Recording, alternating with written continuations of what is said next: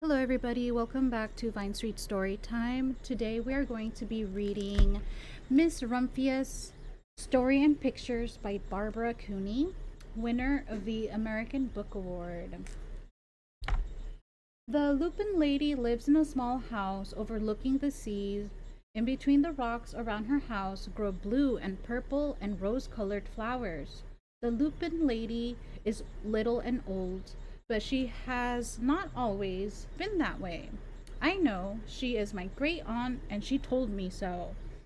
Once upon a time, she was a little girl named Alice who lived in a city by the sea. From the front stoop, she could see the wharves and the bristling masts of tall ships. Many years ago, her grandfather had come to America on a large sailing ship. Now, when he worked in the shop at the bottom of the house, making figureheads of the prows of ships and carving Indians out of wood to put in front of cigar stores. For Alice's grandfather was an artist. He painted pictures too of sailing ships and places across the sea. When he was very busy, Alice helped him put in the skies. And here she is.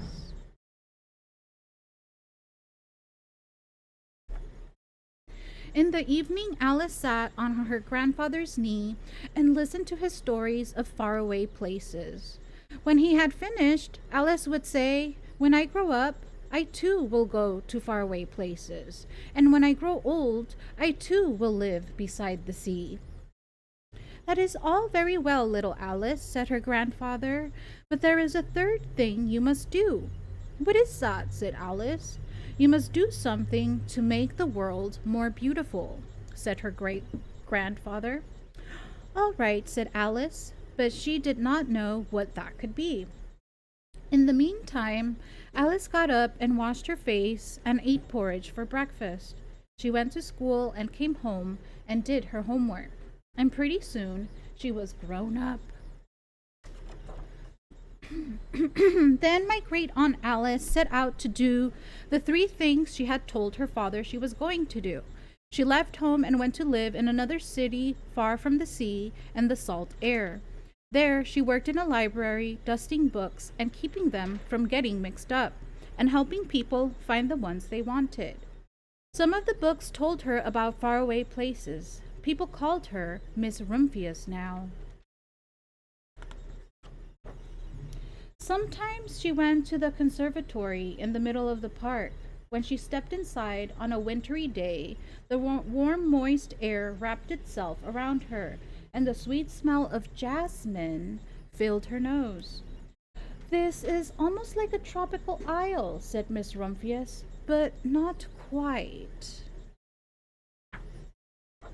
So, Miss Rumphius went to a real tropical island where people kept cockatoos and monkeys as pets. She walked on long beaches picking up beautiful shells. One day she met the Bapa Raja, a king of a fishing village. "You must be tired," he said. "Come into my house and rest." So Miss Rumphius went in and met the Bapa Raja's wife. The Bapa Raja himself fetched a green coconut and cut a slice off the top so that Miss Rumphius could drink the coconut water inside. Before she left, the Bapa Raja gave her a beautiful mother-of-pearl shell on which he had painted a bird of paradise and the words, "You will always remain in my heart." "You will always remain in mine too," said Miss Rumphius. My great aunt Alice Rumphius climbed tall mountains where the snow never melted. She went through jungles and across deserts. She saw lions playing and kangaroos jumping. And everywhere she made friends she would never forget. Finally, she came to the land of the lotus eater, and there, getting off a camel, she hurt her back. "What a foolish thing to do," said Miss Rumphius. "Well, I have certainly seen faraway places. Maybe it is time to find my place by the sea." And it was, and she did. From the porch of her new house, Miss Rumphius watched the sun come up. She watched it cross the heavens and sparkle on the water, and she saw it set in glory in the evening. She started a little garden among the rocks that surrounded her house, and she planted a few flower seeds in the stony ground. Miss Rumphius was almost perfectly happy. But there is still one more thing I have to do, she said. I have to do something to make the world more beautiful. But what? The world is already pretty nice, she thought, looking out over the ocean. The next spring, Miss Rumphius was not very well. Her back was bothering her again, and she had to stay in bed most of the time. The flowers she had planted the summer before had come up and bloomed in spite of the stony ground. She could see them from her bedroom window, blue and purple and rose-colored. Lupines, said Miss Rumphius with satisfaction. I have always loved lupins the best. I wish I could plant more seeds this summer so that I could have still more flowers next year. But she was not able to. After a hard winter, spring came. Miss Rumphius was feeling much better. Now she could take walks again. One afternoon she started to go up and over the hill where she had not been in a long time. I don't believe my eyes, she cried when she got to the top, for there on the other side of the hill was a large patch of blue and purple and rose-colored lupins. It was the wind, she said as she knelt in delight. It was the wind that brought the seeds for my garden here, and the birds must have helped. Then Miss Rumphius had a wonderful idea.